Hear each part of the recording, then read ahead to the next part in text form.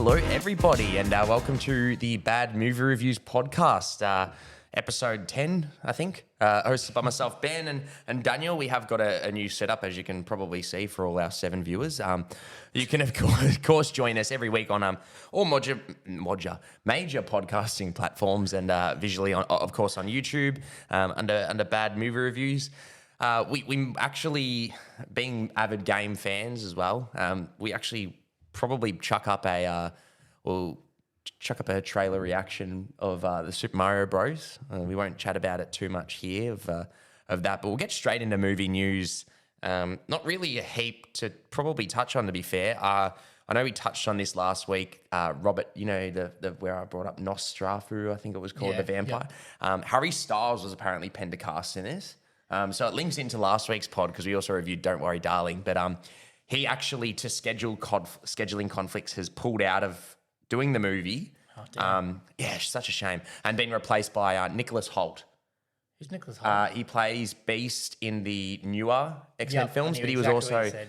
I can't remember what else he's a fantastic actor, to be fair. He used to be in Skins, and he does mainly TV shows, but he's a really good actor. So kind of disappointing Harry Styles is not in it though, only because I really want to see what his range is, if any. He's got a film coming out soon on Amazon Prime called My Policeman, where he plays a policeman in I don't know if he's the policeman, but it's like set in the 50s and he's married, but then he's having an affair with a man on the side. Cool. Yeah, so maybe you can watch that to view his range. Why not? Next bit of news. This is interesting. There's actually a comic that Keanu Reeves released called Berserker. It's just essentially follows I am reading this off the internet, but it follows an immortal warrior known as Berserker as he fights his way through the ages. But he released it as a 12-part issue through COVID, just as a Kickstarter and something fun to do. But now it's actually rumored that he is going to direct and star in his own movie about that, which I actually like. If you look at the the photo, it's clearly, obviously, him. But I find that a really intriguing kind of plot, to be fair. I like it. That looked like a compilation of nearly everything he's been in all in one movie. Like John Wick. There's aspects of that. There was aspects that looked like it had some kind of Matrix elements with all like the war and stuff like that. And then if it's through the ages, it's probably time traveling. Yeah. I haven't read it. Looked like he was Rambo in like some of those scenes. I don't know. It looks like there's a lot going on. I'd be intrigued though, because it'd be his own his first directed film. So if he did it, so that's cool. Yeah. That looks good. I'm all for it, to be honest. I'm all for anything with Keanu in. Hollywood nice guy. Absolutely adore him, to be fair. Yeah. Next bit of news, this is a beloved horror film. I actually have never seen it. I don't know if you've seen it, but VHS. OG. The OG, they're essentially announced a new one called VHS 85, which will be the sixth. Jesus, there's 6 of them? Haven't seen one. Scott Derrickson apparently is directing it, who was actually, I think, the director of the first Doctor Strange, to be honest. Yeah, he was. And he directed recently The Black Phone, which I saw, which actually wasn't a bad film. Yep. You said OG, so have you seen them? I've seen, I think, 2 and 3. And look, it wasn't my kind of movie. Were they scary? It had elements of scary. It had elements of kind of like The Ring mixed with like a lot of like handheld cam. I know they did, like it was one of the first, yeah. Yeah, like at least it was filmed in that style. Obviously, because of when it was done, it wasn't really handheld, but it was definitely a lot more like we're involving the camera to create the scene. Yeah. Okay. Yeah, I get. You know what I'm trying to say? Yeah. Yeah. Yeah. I mean, interesting that a Doctor Strange director has now returned very heavily to horror, but you would have thought they'd be going for the heavy Marvel train, that Marvel bag. I don't know how I feel about this. Lionsgate, Expendables 4, September 22, 2023, coming out next year. Are you a fan of these? I love them. I don't think they're any I actually thought you were going to say. Don't. I think the first one was very enjoyable, actually, to be fair. And then the second and third, they're enjoyable, but they're shit. Yeah, that is the best way to describe that. There is not a single aspect of them that I'm like, this is a blockbuster, fantastic film. It's just like let's get every like cool old person that's nearly retired and put him in a movie, and they're just in like this unrealistic action movie, and I'm like, yeah, I'm all for it. It's kind I of think cool. the thing It's I liked enjoyable. about the thing I liked about the first one is it kind of took itself a little bit serious. Like it was the one with Liam Hemsworth where he was a Yeah. young one, died early on, and they were there. But I think it took itself a little bit more serious and tried to tell a story. And then they go, we fucking made a lot of money. Let's just get Jackie Chan. I don't know if he's in it, but Jet Li, I think it was. Jet Li. That Schwarzenegger in it, and he actually says, yeah. "I'll be back." Yeah, in one like of the it scenes. got very meta is probably the right word. Yeah. While you're drinking a Peppy, Universal. No, I was just trying to pull this up. A Stephen King, Paul Greengrass, which is actually one of my underrated directors. He's directed like a lot of they're all those like real life stories, like Patriots Day, which was like Mark Wahlberg about the okay. Boston bombings, Deepwater Horizon, which was Mark Wahlberg at the BP oil spill. He's made a lot of that, but he's announced that he's adapting and directing a Stephen King book called Fairy Tale, which, to be honest, everything that I think Stephen King does is horror, but judging by the name, I'm not too sure. It's apparently about a 17-year-old boy who, 17-year-old guy who goes through parallels of good and evil at war. Could be interesting. It's a weird one for him to direct, to be fair, because like he's done a lot of those real life stories that are very down to earth, and Mark Wahlberg on the ground like, hey yo, like Boston accent, like it's a very big switch up for him, to be fair, unless Mark Wahlberg's playing the 17-year-old magician. Maybe. No, fucking hope not. This one actually sounds interesting. I know recently, I think you're probably very aware, GameStop with, on Reddit, they noticed GameStop was getting short sold by all these rich fuckheads in Wall Street, and all these people bought the stock and bumped up their price, and it was Reddit against Wall Street. Yeah. They're making a movie about it, but they've got a car. They've announced a movie, and the cast is Pete Davidson, can't stand him, but Sebastian Stan, who's Winter Soldier, Seth Rogen, Paul Dano, who's obviously recently been the Riddler in the Batman movie, and Shailene Woodley is joined. But what do you reckon about this film? I don't know if I have too much thoughts on it. I'm not sure if there's a great enough story to tell to make a great film, is there? I don't know. When I think about like financial films in terms of Wall Street, I think of The Big Short. I don't know if you've seen that, but that was obviously the housing market. Yeah. So it's like, I mean, there could be, obviously with that cast, I presume they're going for a very heavily kind of on the nose comedy in a way, Yeah. obviously. But it's a good cast, to be fair. So maybe the script's quite good. But I don't know who that last person was, Shania Woodley or she, main actress in the Divergent series. She was Yep. also in, you know, I'm good with faces. Yep. the you'll probably, I don't know, I've actually never played this, but there's a Five Nights at Freddy's film getting made from Blumhouse, which, to be fair, Blumhouse have done pretty much 90% of the good horrors within the last 5 to 10 years, apart from A24.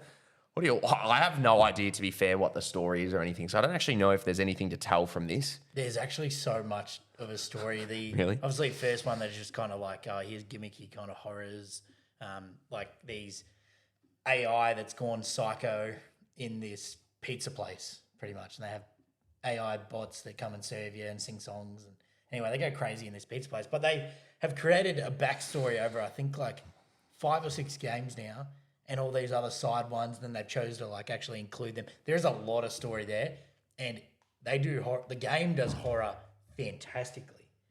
Yeah, okay. So Could be interesting. if you just get small aspects of that, we're in for a fright. But I'm not sure it's not a game that's ever kind of like brought in a lot of like immersion. Like I don't feel like it's building up something. I just know it's coming, and like bang, here you go. You got to remember as well is obviously going from a video game to a film. It's very hard to obviously capture that similar because you know in a game you're obviously the person, like it's first person. So obviously that's the hard thing about capturing that. So it'll be interesting. I'll obviously go see it and review it, and it's messed up. Yeah, like Five Nights at Freddy's, kind of, I guess, spoilers for a possible movie, but like all their things end up like haunted and stuff like that because there's actually a mass murderer that like kills kids and then puts their bodies inside these animatronics, and these animatronics are still serving people for pizza every day and stuff like that, and they end up like possessed. And it's pretty cool. Anyway, Yeah, right. I'll something to I mean, I'll review it obviously. This one's interesting. After obviously we went through some pretty heavy D23 and like Marvel announcements a couple months ago, or not even, but Michael Waldron has been hired to write the story and script for Avengers: Secret Wars, which is their next big. Major, well, not so much, I guess, the collaborative one, I should say, like the one where they all come together. To give you an idea, he's also part of the Marvel writing machine. Recently, he wrote Loki, so he wrote all of Loki, which was a good show. But Doctor Strange Multiverse of Madness, he wrote. I wasn't a massive fan of it. Which intrigues me because it's like Secret Wars. If you really think about it, Secret Wars, obviously, I think the whole plot's essentially them in different realms of having a war within, throughout all the different dimensions. Similar to Ant-Man, you're going through dimensions. But obviously you had Doctor Strange going through, each world. And it's like, I don't know if they really did that well in terms of the script. So I don't know how I feel about that. But to be fair, they might, get a really good director. As I said, the film's only as good as its plot. So I know we touched on Avatar only I think it might have been last week or the week before or whatever. And in how 2 weeks, great 3D was. I'll tell you what, Multiverse of Madness was one of the useless takes of 3D ever. Well, that's what I said. When we remember, I was like, that film, 3D, it was depth to the shot. Whereas Multiverse of Madness, it was literally the tentacle little fucker at the start of the film basically came at you in the eye. And it's like they made it a gimmick where 3D was like, obviously, the writer had nothing to do with it, to be fair, probably in terms of obviously the direction. But I don't know. We'll see how it obviously goes. But other than that, you didn't really have anything to touch on in terms of the news? No, not really. Not really. Extra. Well, we might take a quick pause and break then, and we'll come back. We're reviewing Amsterdam, the new David O. Russell film. So it's like you forgot. We'll take a quick break and we'll come back at you with the review of Amsterdam. So we'll review Amsterdam. So if anyone who doesn't know, this was the new David O. Russell film, director of most recently Joy, American Hustle, Silver Linings Playbook. Most recently, obviously. So it's, I guess, plot wise, it's about three friends who witness a murder, or two friends that witness a murder, but then are kind of blamed for it, so they just try and get out of it. Essentially, that's all I can really say. I guess that's the point. In terms of, I guess that's something we may pull up. But what were your thoughts? I enjoyed the movie a lot. A lot. I actually enjoyed it. I had a great time while I was watching it. Did not enjoy the popcorn we're eating, but I did enjoy the movie. To give some backstory, the popcorn was 90% kernels that hadn't popped yet because there was obviously no heat in the... Never had that ever in my entire life. I had it when working there, but anyway. Gone to a couple thousand movies, I reckon. Continue. Never had it. Anyway, enjoyed the movie a lot. I don't feel like it had like direction. I felt like there was an underlying plot, kind of like what you mentioned there, but it just kind of, there was a lot of different stories that were being told at the same time, and I was never sure where it was going. And then like they had aspects of trying to make like a serious kind of murder mystery undertones, and then it was just like a on your nose humor aspects, and then it was talking about like the mental health side of like the war and what they experienced there. And look, I enjoyed the film, but I'm not sure where it went the whole entire time. You had a good, it wasn't hard to sit through is what you're saying. Yeah, it definitely wasn't. It wasn't, the best film on earth, but great cast though. I thought everyone did their role pretty well for like the position that they played. Like it wasn't one of the kind of movies where you're going to have that unreal like acting performances, but I feel like everyone did their role. I don't think like no one's going to get nominated for Academy Award off this. They all did their job. It wasn't like going to watch and you watch, Joker, like even though it wasn't the most best performance of the year anyway, that'll get me mad. But anyway, sorry, continue. Yeah, I got not much else to actually touch on anyway. Other than it's a good movie. I was just I don't know where it went. It was enjoyable. It was It a was movie. a movie, but You had a good time for the I had 2 a good hours. time. Yeah, that's the main thing. I'm in a similar boat. I probably have a little few, not nitpicks, but sort of, I mean, not issues really, but it was a fine movie. The thing with David O. Russell is, I think he's with the last few films, they've all had phenomenal casts. Like you've got Christian Bale, Margot Robbie, John David Washington, Robert De Niro, list goes on. Taylor Swift having possibly the most meme GIF thing you'll ever see. It's like that was, I don't know what that was. That was weird, I'll be honest. Yeah.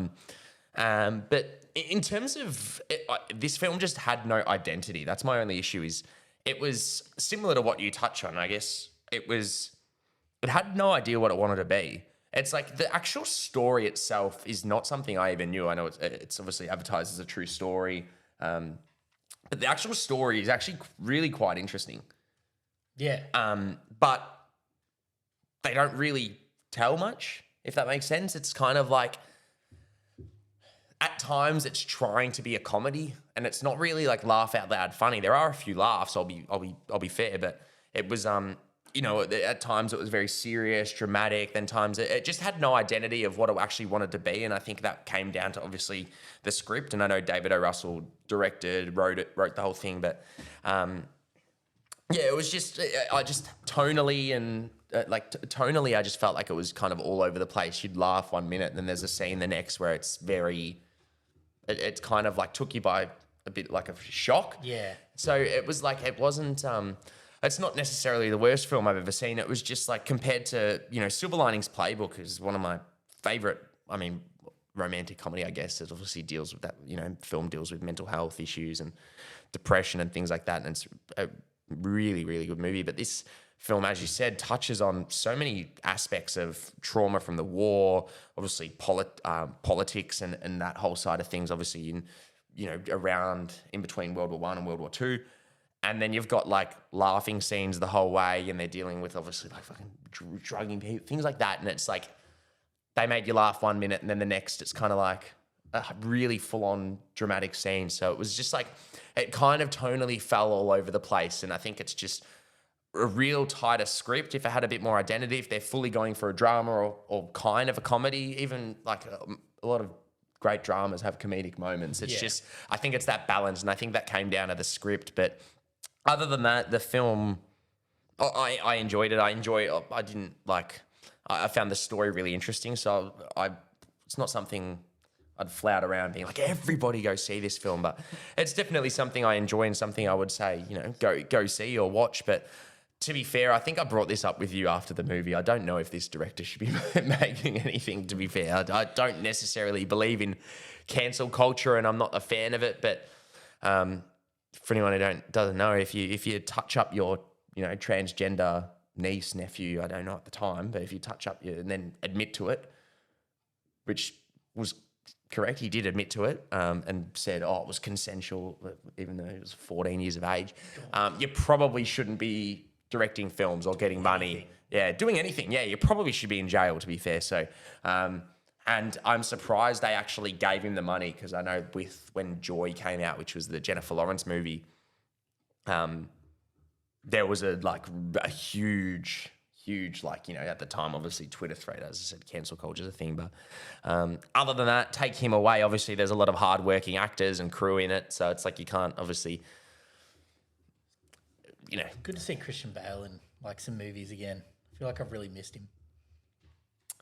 Yeah, I think the last film I saw him in was Ford v Ferrari, which was fantastic, with Matt Damon. Oh yeah, that was so a that good was film. that was just before COVID hit, I think. 2019-ish. I think it was. Yeah, I went to the premiere of that.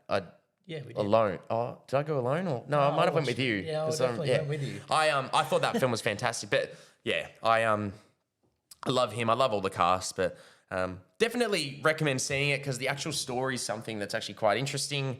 But other than that, yeah, that's kind of all I really have to touch on. I'm trying to think in terms of next week. Have you ever seen the film Hellraiser? Have you heard of that? Pinhead? It sounds, Pinhead, yep. The Pinhead thing? Yep. I know they released a new Hellraiser movie on what's it called? Disney Plus I mean, Hulu in America, but Disney Plus. But other than that, I'm trying to, this might be a pretty stark week. Oh no, okay. So yeah, the next week we'll be touching on probably the new Halloween. There's also a film that comes out called All Quiet on the Western Front, which is a war film, but apparently it's the most fucked war film. Like the reviews are like, this will ruin your life. Is that the same actor out of 1917? No, it's a direct actor from Dark, but it's got Daniel Bruhl, who played Niki Lauda in Rush. Gotcha. Yep. Who also is in Black Panther. Oh, not is he?